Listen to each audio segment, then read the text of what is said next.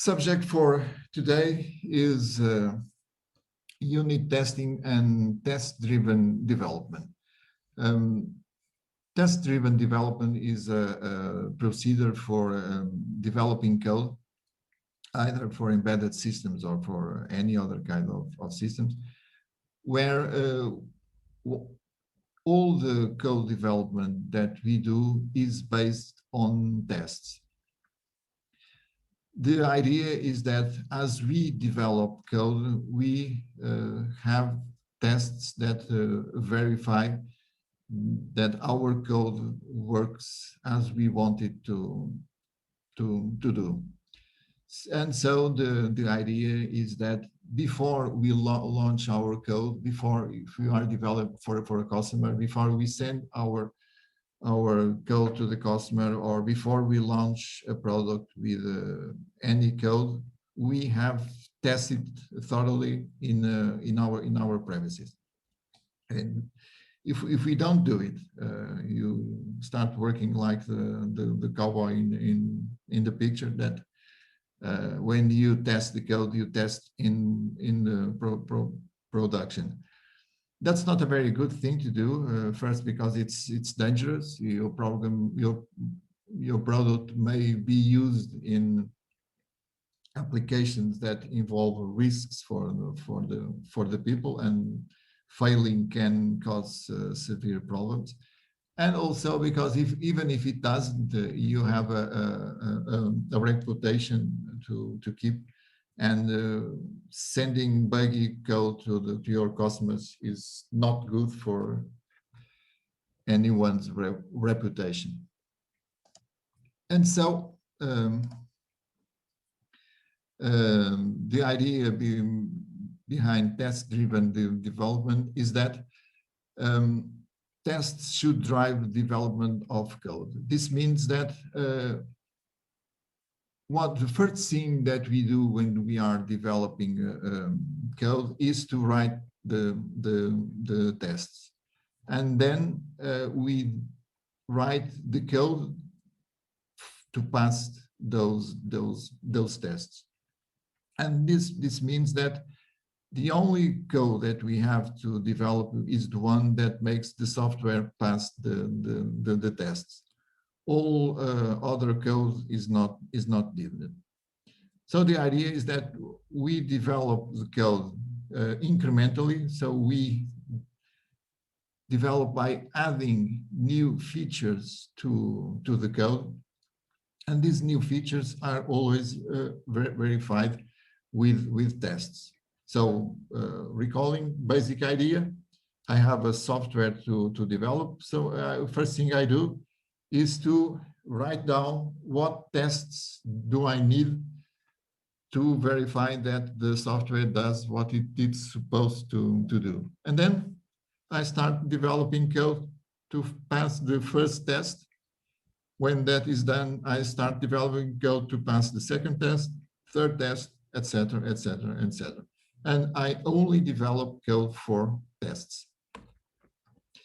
And so this is the basic rules of test-driven development.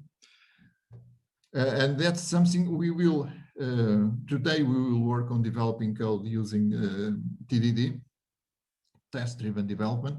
And so the process is always this one: write a test.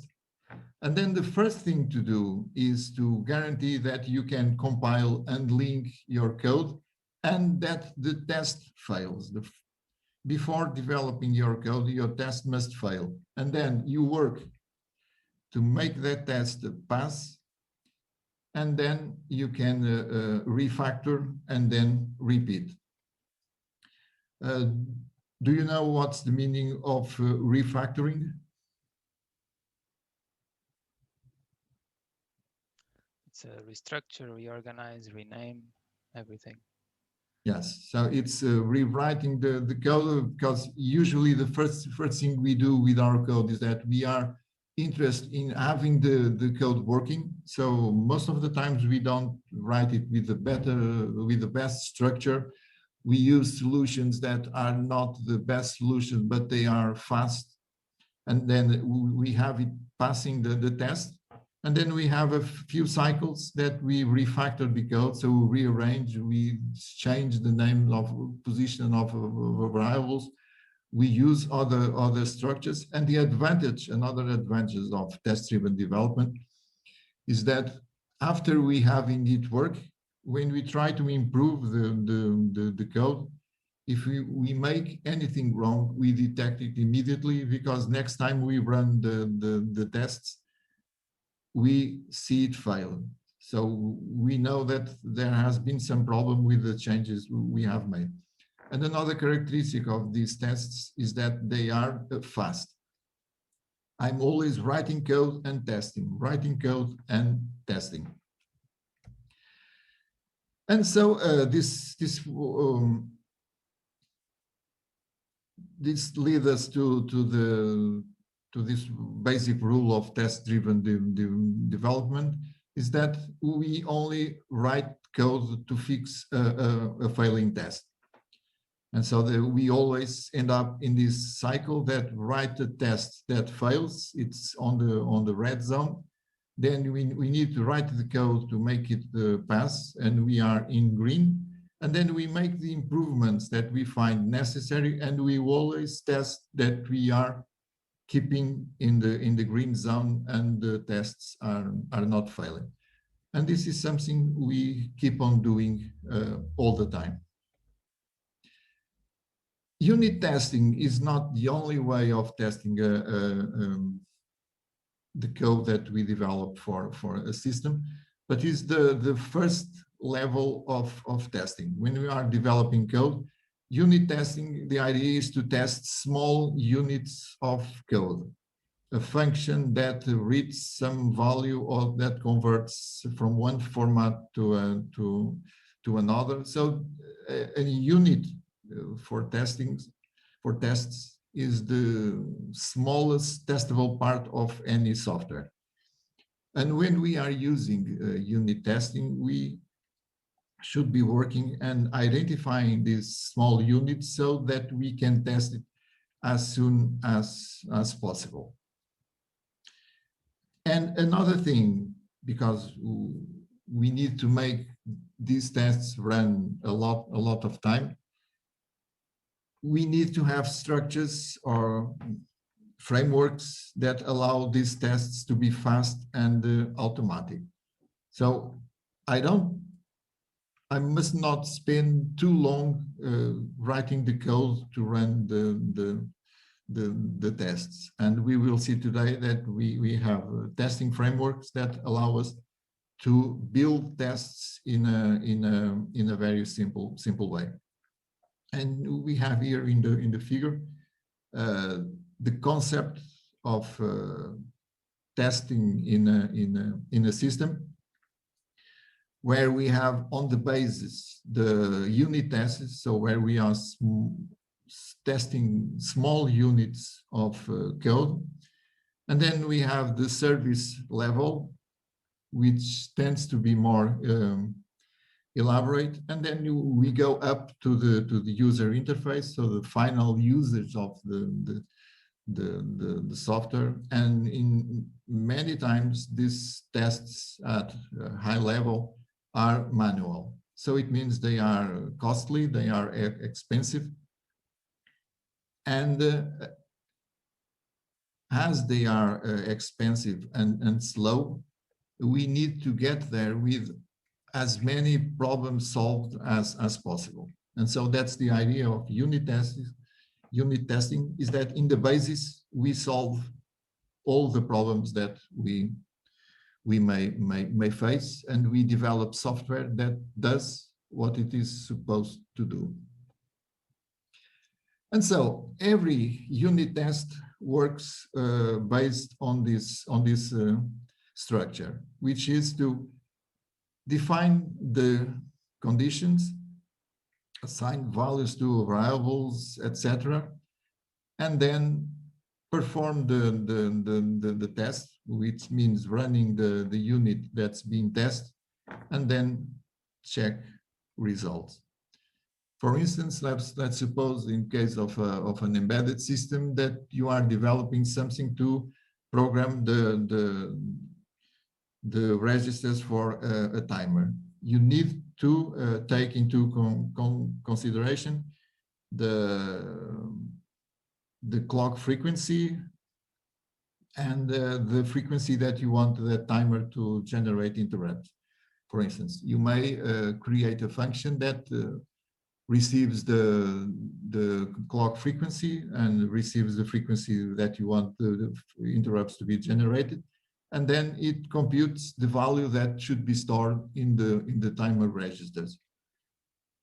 For testing this kind of unit, you would create several cases of assigning values to the clock frequency, to the desired interrupt frequency.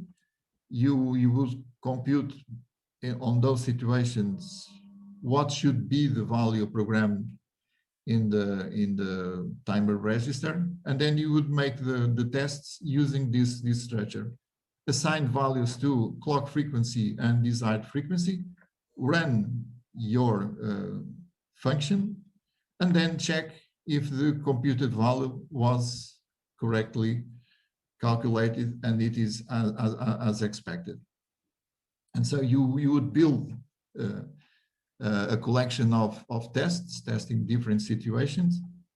All, as we've seen before, all those tests should fail before you write the code.